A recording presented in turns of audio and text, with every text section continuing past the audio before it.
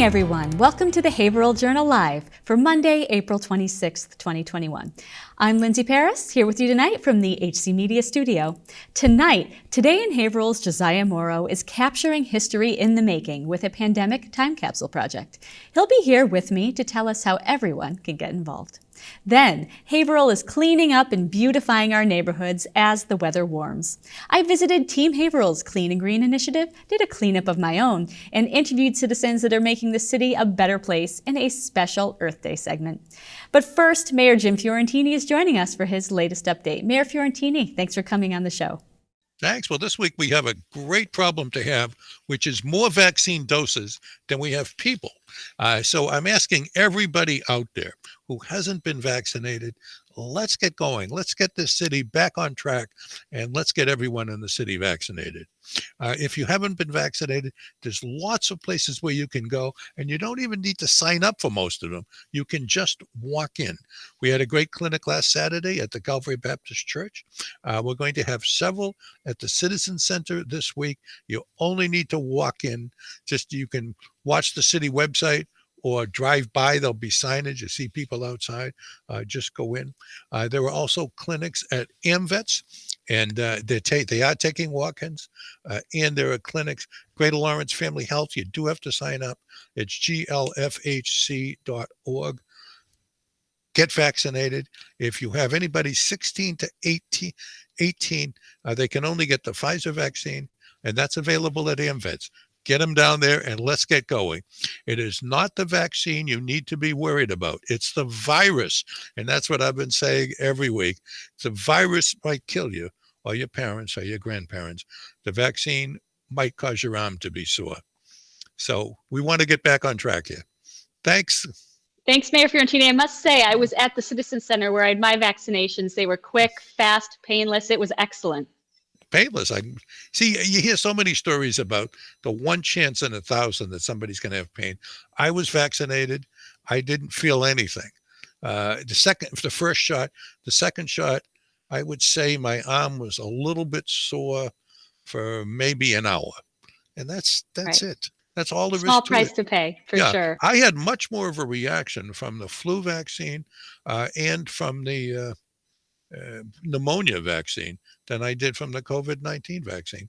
And for those of you out there listening that haven't been vaccinated, I can't begin to tell you what a great feeling it is to be free. You can visit your children, your grandchildren. They can visit you. You can go into any store that you want to go to. I got on a plane as soon as my wife got vaccinated. We went down to Florida for a couple of days, and it's just a great feeling. So anyone out there feel free to call me. I'll tell you how easy it is. Good vaccine news. Mr. Mayor, thanks so much for coming on tonight. Great to see you. Bye-bye.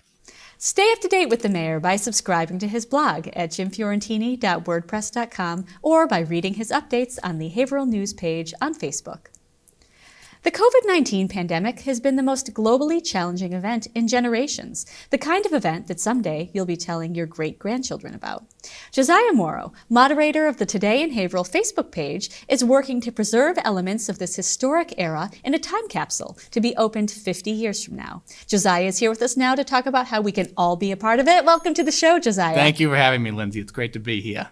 So tell us, how did you come up with the idea of a time capsule? Sure. So I work at Morrow Vista on Water Street, and obviously senior living facilities have been greatly impacted by COVID. And I realized just how grand an impression this has left on our community. And so I wanted to find a way to preserve it for future generations who hopefully will never live through something like this and will want to know about what it was like everyday life in Haverhill during that time. And so having a physical reminder that can be opened up half a century from now, when hopefully some of us are still around, we can keep those memories alive and show to the future generations of Haverhill what Hillies went through this past year. Like we were talking about earlier, I love time capsules. I've been at them, the opening of them. Yeah. So I think it's so cool that we're starting another one for future generations. Exactly. So is this part of the Today in Haverhill group? Tell us a little bit about that. Yeah, so Today in Haverhill was founded in June of 2018. So we're going on 3 years, and our focus is to be a positive news source for the city of Haverhill. We want to focus on things that are uplifting in our community, our nonprofits, business, wherever, to make people understand what a great community Haverhill is. And every day we have thousands of people across social media seeing our our posts and our shares. And this is one of the initiatives we've undertaken, a physical initiative, to try and, again, take a difficult time and put a more positive spin on it and give future generations of Haverhill something to see and something to remember this unique time period by. Right. Now, what kind of items are you expecting to be included in this time capsule? Yeah, so the bulk of our time capsule, we hope, will be written reflections by people in Haverhill, whether they're someone who was remote working, someone who was remote schooling, someone like at Morrow who was living assisted living, or any of us that have had a daily change in our lives, so that really the personal experience is understood and you get that firsthand information. But certainly we also would encourage any mementos to people in Haverhill who have passed because of COVID-19, which is a reality for so many. And also any physical mementos of the pandemic, be it masks or hand sanitizer bottles, news stories, anything that makes us think of that time period. And in 50 years, we can show a younger person and say, well, this means, or I remember doing this and having to go through that. But we welcome all kinds of different submissions. We hope the bulk will be people's thoughts and reflections on this time period. It's amazing, you know, we're living history right now. Yeah, and those things like bottles of hand sanitizer and masks, exactly. Someday those could be like real relics, you know? Exactly. We seem to be living history a lot these days. So is there plans for a location for this time capsule yet? So we are in process of determining a location. We've had some suggestions in a central area like Agar Park or City Hall that will presumably be there 50 years from now. But we're open to suggestions and hope to work with city leaders to determine the appropriate location. So 50 years from now, we're talking 2071, yes. Right? So are you planning to be there? God willing. That is my plan. Hopefully I can be there. I don't know, I'll be pretty old, but hopefully we can make it. We'll get there. So I'm sure some people are watching are thinking, I have the perfect thing to donate, or I'd like to write something up to include. So how can the community get involved? Absolutely. So the best way to do it is to visit our Facebook page, Today in Haverhill, and there you'll find instructions. We have set up a form where you can submit either your idea for a proposal or a written reflection and submit it, or you can just simply email todayinhaverhill@gmail.com, and we will receive all those. They'll be printed appropriately laminated paper in a stainless steel capsule. It's not going to be destroyed in any way, and then once we've accumulated enough, we'll make a presentation to the community. But go to the Facebook page for all the details on how best to participate. Awesome. Well, you know, I'm sure that HC Media will be following this process along. I look forward to seeing it develop. Thank you so much, Josiah, for coming on the program. Thank you, Lindsay. My pleasure to be here, and everybody, hope you will participate in this project. Spring cleaning is happening indoors and out this month here in Haverhill. People in every neighborhood are getting in on the action to make our city a cleaner place in 2021. And Team Haverhill is a major part of it, as always. In this special segment, we'll see how a social media campaign has made a big difference.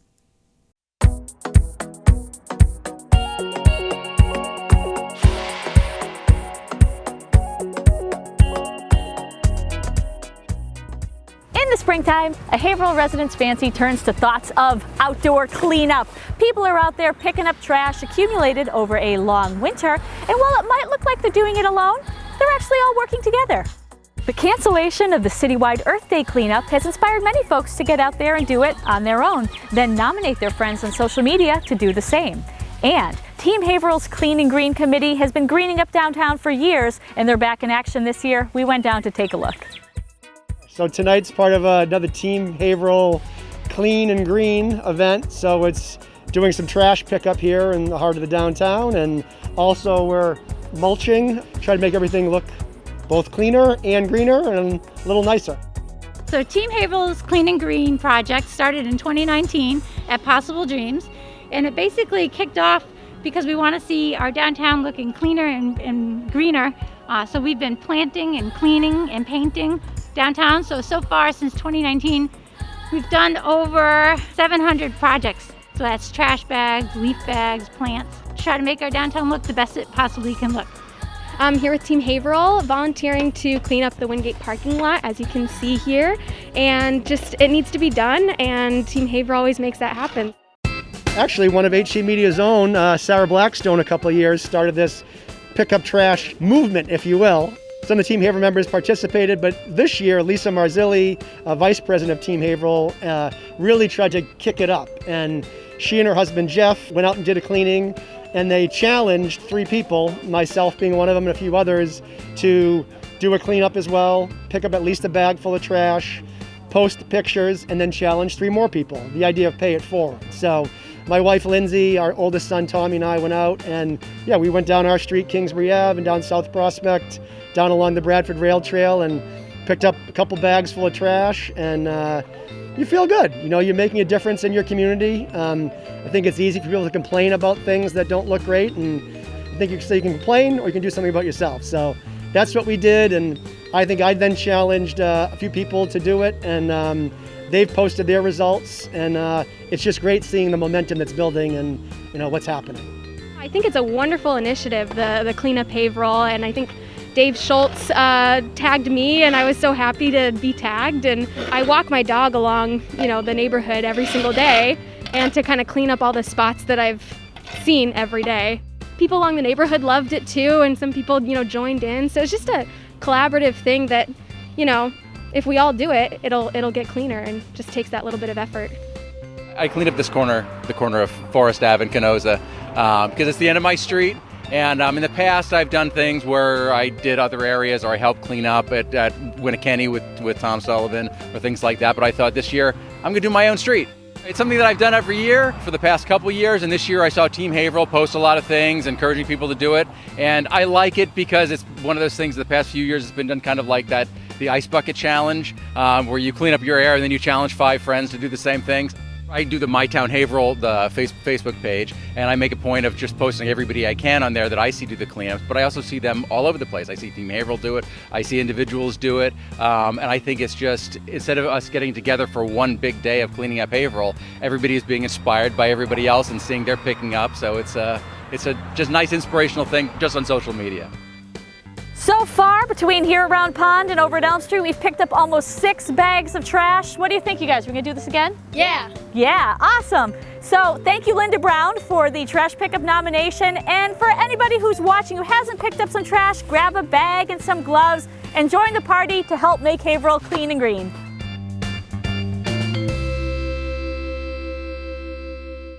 Folks are posting their cleanup photos all over social media, so check it out. And visit Team Haverhill's Facebook page to find the dates of their ongoing series of downtown cleanups that you can participate in. And that's our show for Monday, April 26th. Thanks so much for joining us. Watch the Haverhill Journal live again at 5:30 and 9:30 p.m. every weekday night on Channel 22. And as always, keep watching HC Media for up-to-date information, series programs, public service announcements, and more. I'm Lindsay Paris. Good night, everybody.